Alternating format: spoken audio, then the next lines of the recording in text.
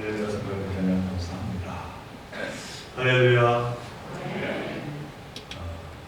설 연휴를 맞이했습니다. 먼저 우리 함께 이렇게 인사하겠습니다. 새해 주님이 주시는 축복이 가득하시기를 바랍니다. 새해 주님이 주시는 축복이 가득하시기를 바랍니다. 이렇게 설 연휴 가운데서도 주님의 거룩한 날을 맞이하여서 잊지 아니하고 마음을 다하여 하나님께 예배드리는 여러분 모두 위에 그 가정이 하늘의 크신 은총이 충만하시기를 간절히 축원드립니다. 몇 년 전만 하더라도 설날이 되면은 부모 친지를 찾고 또 조상의 묘를 찾는 귀성 행렬이 도로마다 줄을 이어섰습니다. 그렇게 가족이 함께 모여서 부모의 은혜를 감사하고 조상의 은덕을 기리고 또 형제자매의 우애를 가지고 서로 복을 빌어주며 새해를 시작했습니다. 그런데 작년부터 코로나 전염병 때문에 설날에도 가급적 모이지 말고 조용히 지내게 되었습니다. 거리는 멀게 하고 그러나 마음은 가깝게 하는 그러한 설 명절로 말입니다. 지금은 할 수 없지만은 그러나 한편 아쉬운 마음이 그만 길이 없습니다. 자, 그런데 이처럼 우리가 새해를 이렇게 설을 맞이하면은 굳이 고향을 찾고 또 조상을 기억하는 이유는 무엇일까요? 우리의 귀성 행렬은 무엇을 찾아가는 것일까요? 그것은 무엇보다도 우리의 뿌리를 찾아가는 길일 것입니다. 우리의 근본을 다시 기억하고 확인하는 그러한 시간을 갖는 겁니다. 이처럼 우리의 뿌리를 기억하는 것, 우리의 근본을 잊지 않는 것, 이것이 새해 설 명절을 맞이한 많은 사람들의 당연한 첫 걸음이다. 그렇게 말씀을 드릴 수가 있습니다. 그리고 이와 비슷하게도 우리 이스라엘 백성도 우리처럼 조상을 너무나도 중요하게 그렇게 생각을 했습니다. 그렇게 한 장소에 뿌리를 내리지 못하고 떠돌아야 했던 그들에게 이 조상이란 끊을 수 없고 끊어져서도 안 되는 아주 깊은 뿌리밭 같은 것이었습니다. 우리가 성경을 읽다 보면 아브라함과 이삭과 야곱의 하나님 그러한 구절을 많이 보게 됩니다만 이는 곧 하나님은 이스라엘 조상들의 하나님이시라는 그러한 말씀입니다. 그리고 무엇보다도 아브라함과 이삭과 야곱은 이 이스라엘이 결코 잊지 않고 기억해야 하는 자신들의 조상이요 뿌리라고 하는 고백입니다. 자, 그런데 이 이스라엘의 실질적인 조상은 과연 누구일까요? 우리는 야곱을 떠오르게 합니다. 야곱은 하나님으로부터 이스라엘이라는 이름을 받은 사람입니다. 그래서는 야곱의 12 아들들이 이스라엘의 12지파의 기원이 되었습니다. 이처럼 이스라엘의 뿌리가 야곱이라고 그렇게 말할 수가 있습니다. 그런데 우리가 잘 아는 것처럼 이 야곱은 이삭의 아들입니다. 이삭은 쌍둥이 아들을 낳았는데 그 첫째는 에서였습니다. 에돔이라는 민족의 뿌리가 된 사람입니다. 이삭의 아내 리브가가 쌍둥이를 출산하였는데 먼저 살같이 불구레하고 털이 많은 에서가 탄생했습니다. 그리고 그 뒤를 이어서 형의 발꿈치를 잡고 나온 녀석이 있었습니다. 태아 속에서부터 앞서 나오겠다고 그렇게 다투었던 녀석입니다. 그래서 발꿈치를 뜻하는 야곱이라는 이름을 얻게 된 것입니다. 이 야곱의 출생 이야기는 야곱의 일평생을 암시하고 또한 이스라엘 민족의 그 역사를 함축하기도 합니다. 야곱은 평생 떠돌면서 수많은 난관을 극복해야 했습니다. 물론 야곱의 자손들인 이스라엘 백성들 또한 오랜 세월 떠돌며 온갖 환난을 견뎌내야 했습니다. 그런데 이 이스라엘 백성들은 야곱의 아버지 이삭을 넘어서 더 깊은 뿌리를 가지고 있었습니다. 바로 아브라함입니다. 그러니 아브라함은 이스라엘의 시조라고 그렇게 불립니다. 말 그대로 선조이며 첫 뿌리입니다. 제가 이번 적주에 설교에서 말씀드렸습니다만 이 아브라함도 원래 이름은 아브람이었습니다. 하나님께서 야곱의 이름을 이스라엘이라고 그렇게 새롭게 불러주신 것처럼 아브라함에게도 아브라함이라는 새 이름을 주신 것입니다. 국률의 아버지, 자비로운 아버지로 모든 민족의 조상이 되고 모든 민족에게 복의 근원이 되는 바로 그 이름을 하나님께서 주십니다. 바로 그 아브라함, 이스라엘의 최초의 조상이요 뿐만이 아니라 모든 민족의 조상이 되었다고 성경은 말씀하고 있습니다. 그런데 이렇게 이스라엘 백성이 자신들의 조상을 기억하는 것은 도대체 무슨 의미가 있는 것인가요? 우리 조상 야곱이 이렇게 태어났고 이렇게 살았다고 거듭거듭 후손에게 가르치는 까닭은 무엇인가? 우리 손자 아브라함이 이렇게 부름을 받고 이렇게 순종했다고 그 이름과 삶을 기억하는 게 무슨 의미가 있는 것인가? 이스라엘 백성이 조상을 이야기하고 조상을 기억하는 것은 단지 과거를 회고하는 데 그치는 게 아닙니다. 그것은 바로 이스라엘의 오늘을 이야기하려는 것입니다.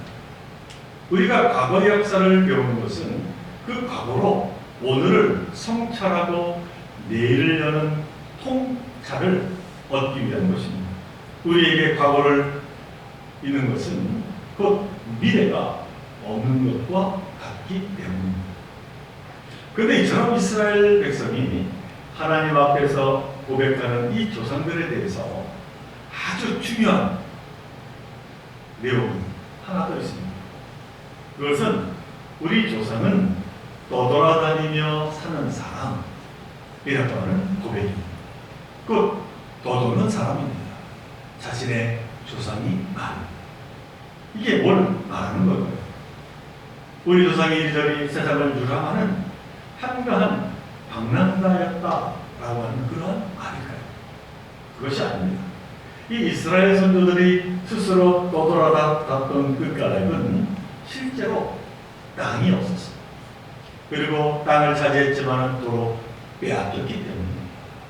이스라엘 백성은 이집트에서 노예로 떠돌았고 바벨론에서 포로로 떠돌았고 그 이후에 로마 시대에는 온 세상에 흩어져서 디아스포라로 떠돌아야 했습니다.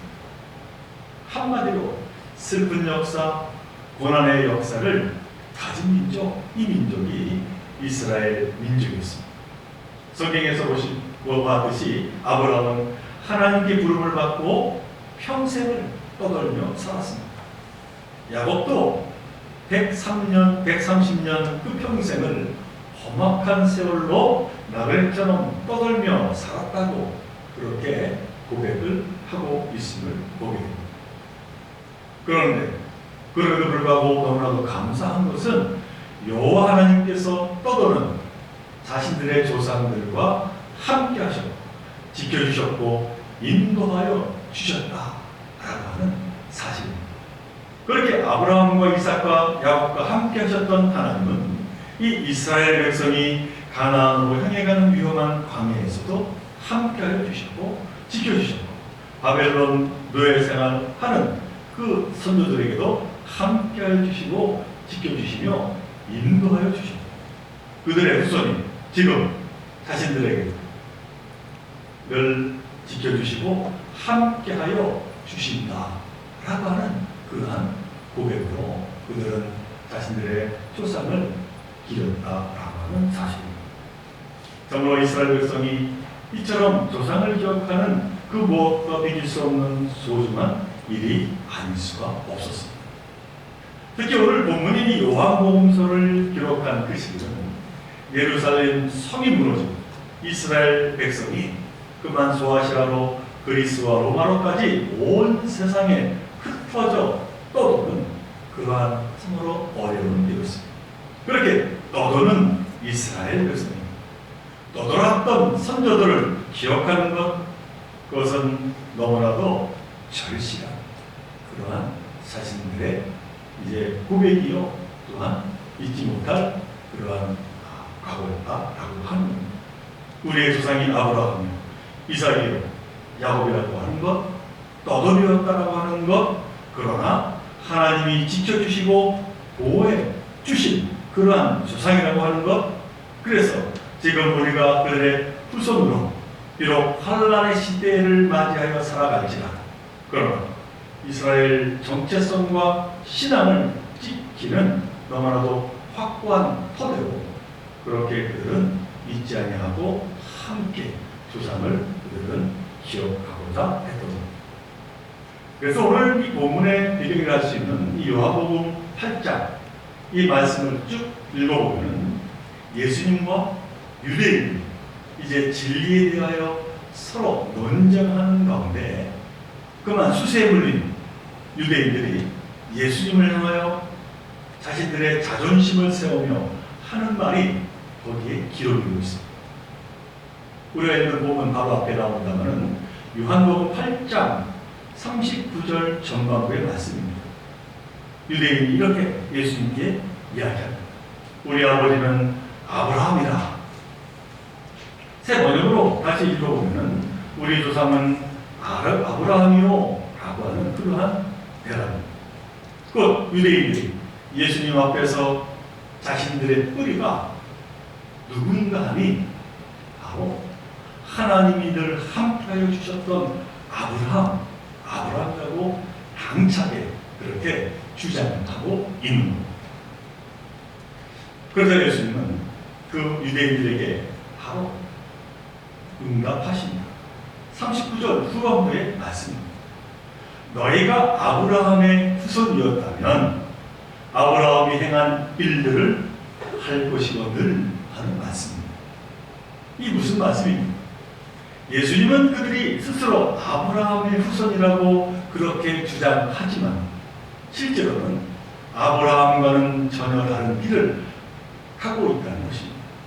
이는 다시 말하면 유대인들이 생각하는 그들의 뿌리인 아브라함의 후손이라는 것과 예수님이 생각하시는 이 아브라함의 후손은 너무나 다르다라고 하는 것을 지금 말씀하고 있는 겁니다. 자, 그렇다면 유대인들이 생각하는 아브라함의 후손이란 과연 어떠한 뜻을 그 안에 담고 있는 걸까요? 그리고 예수님이 무슨 말씀을 하셨기에 이 유대 사람들이 그렇게 조상, 운운하며 분개하고 있는 것일까요? 오늘 우리가 읽은 본문이 들어있는 8장 48절을 보면 유대인들은 예수님을 사마리아 사람이라고 하기도 하고 귀신 들렸다고 그렇게 말하기도 합니다. 유대인들이 대답하여 이르되 우리가 너를 사마리아 사람이라 그런 귀신이 들렸다 하는 말이 옳지 아니하느냐 그렇게 예수님께 말합니다. 이는 무슨 말입니까?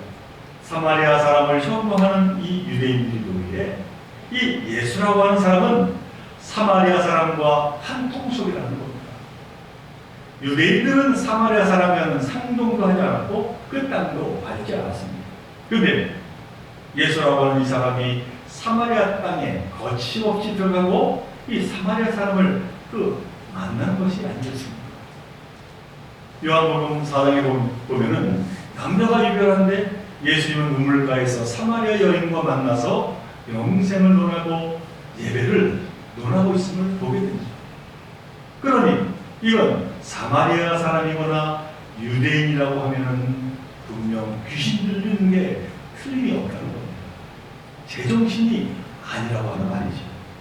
실제로 예수님은 사마리아 사람을 배척하지 않으셨습니다. 예수님은 사마리아에 들어가서 많은 사람들에게 복음을 전했습니다. 뿐만이 아니라 간음 혐의로 현장에 잡혀온 그 여인도 정죄하지 않으셨습니다. 이방 사람도 품으셨고 세리와 죄인들과 창기와 모든 참으로 불쌍한 자들을 이제 품으시고 같은 상에 둘러앉아 먹고 마시셨습니다. 아니 왜 예수님도 유대인입니다. 같은 유대인들이 그렇게 싫어하는 그런 행동을 굳이 저렇게 하셔야만 했을까? 그 이유가 과연 무엇이었을까? 라고 하는 겁니다. 그 이유는 너무나도 분명합니다. 예수님 보시기에 그들, 사마리아인 또한 이방인, 죄인 그 모두는 아브라함의 자손들이었기 때문입니다. 우리는 흔히 아브라함의 아들 하면 이삭만을 기억합니다. 그러나 아브라함은 아들이 많았습니다. 아브라함의 첫 아들은 아내 사라의 몸종인 하갈에 의해서 낳은 이스마엘입니다. 그러니까 이삭은 둘째 아들인 셈이죠. 그리고 후에 아브라함은 무려 6의 자식을 더 두었습니다. 이처럼 아브라함은 많은 아들을 두었는데 그 아들 중 첫째인 이스마엘은 이스라엘의 선조가 되었습니다. 그리고 아들 드나는 아수르의 선조가 되었습니다. 그리고 미디안도 모두 이 아브라함의 후손이라고 성경은 말하고 있습니다. 그런데 이삭의 후손인 유대인들은 유독 자신들만은 아브라함의 자손이라고 주장하고 그것을 너무나도 자랑스럽게 이야기를 하고 있었던 겁니다. 그러나 그들의 선조 아브라함은 여러 자식을 키웠고 또한 그들에게 자신의 모든 재산을, 유산을 골고루 나눠줬음을 우리는 보게 됩니다. 그러니까 예수님이 보시기에는 이 사마리아 사람도 세리도 죄인도 모두 아브라함의 자손이었다라고 하는 겁니다. 그러기에 무엇보다도 예수님은 스스로 이 아브라함의 후손이라고 내세우는 이 유대인들에게 너무나도 충격적인 말씀을 오늘 본문을 통하여 이제 전하고 있습니다. 오늘 읽은 본문 58절의 말씀입니다. 예수께서 이르시되 진실로 진실로 너희에게 이르노니 아브라함이 나기 전부터 내가 있느니라 라고 하는 말씀입니다. 이는 무슨 말씀입니까? 정말 유대인들로서는 도저히 받아들일 수 없는 어찌 보면 참으로 모욕적인 그런 말씀이 아닐 수가 없습니다. 어떻게 나이가 50도 안 되니 젊은 예수가 가마득한 선조, 우리의 자랑인 이 아브라함보다도 먼저 있었다는 말입니다. 이 말을 듣고 유대인들은 분을 참지 못하고 오늘 그저 59절의 말씀 보니까 돌을 들어 치려 했다 하는 말씀을 하고 있습니다. 아니 그런데 이 충격적인 말씀을 굳이 왜 예수님은 지금 유대인들에게 하고 있는 것일까요? 여기에는 무슨 뜻이 담겨 있는 것일까요? 아브라함이 태어나기 전부터 내가 있다 라고 하는 이 예수님의 말씀은 결코 내가 최고라고 하는 것을 말하는 것이 아닙니다. 내가 하나님의 아들인데 그것을 주장하고자 하는 것이 아닙니다. 예수님은 나의 존재의 근거는 오직 다만 하나님께 있다 그렇게 지금 말씀하고 있는 겁니다. 그러므로 예수님이 사마리아 사람을 받아들이고 이방인을 궁리적이고 세리와 죄인과 고통당한 이들을 불쌍히 여기며 품어 안은 것은 다만 하나님의 말씀을 지키는 것뿐이라고 그렇게 대답합니다. 오늘 읽은 본문 55절 후반부의 말씀입니다. 나는 그를 알고 또 그의 말씀을 지키노라. 곧 하나님의 말씀을 지킨다라고 하는 겁니다. 그러니까 예수님은 예수님의 뿌리, 예수님의 근원은 오직 하나님이시라고 그렇게 유대인들에게 지금 이야기하고 있는 겁니다. 그러나 이스라엘 백성, 곧 유대의 사람들은 오로지 아브라함이 자손이라고 하는 것을 자랑했습니다. 그런데 그 아브라함은 또 누구의 후손입니까? 그 뿌리를 파고들면 어디에 이릅니까? 바로 첫사람 아담에 이르게 됩니다. 이 세상에서 땅에 발을 두고 사는 사람 치고 아담의 그 뿌리를 두지 않은 사람이 어디에 있습니까? 성경은 모든 민족이 다 아담의 후손이라고 하는 이 공공한 비밀을 말씀하고 있습니다. 오늘 우리가 뿌리 얘기를 하고 있습니다만 모든 인간의 원조, 모든 민족의 뿌리인 아담은 또 어디에서 왔습니까?